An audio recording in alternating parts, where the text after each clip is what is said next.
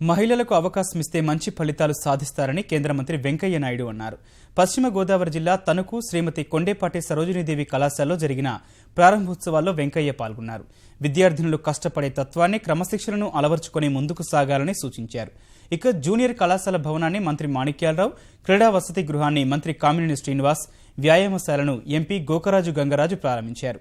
ఈ కార్యక్రమంలో ఎమ్మెల్యేలు ఆరిమిల్లి రాధాకృష్ణ, బూరుగుపల్లి శేషారావు తదితరులు పాల్గొన్నారు. స్త్రీలకు ప్రాముఖ్యత ఇచ్చారు. విద్యా మంత్రి, చదువుల మంత్రి సరస్వతీదేవి, ఆ రోజుల్లో రక్షా మంత్రి, డిఫెన్స్ మినిస్టర్ పార్వతీదేవి, ఆ రోజుల్లో ఆర్థిక మంత్రి, finance minister Lakshmidevi. Finance, defence, education, ఆ పోర్ట్ఫోలియోని అప్పుడే మన పెద్దలు మనకి ఇచ్చారు.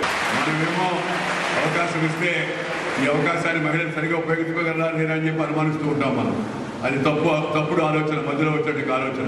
అవకాశం వస్తే మహిళ కూడా సబలగాను, సబలని చెప్పి నిరూపించగలరు, చక్కని పరిపాలన దక్షత చూపించగలడానికి మీ తణుకులోనే మీరందరూ కలిసి ముళ్లపూడి రేణుకమ్మకు అవకాశం ఇచ్చినప్పుడు చక్కగా మున్సిపల్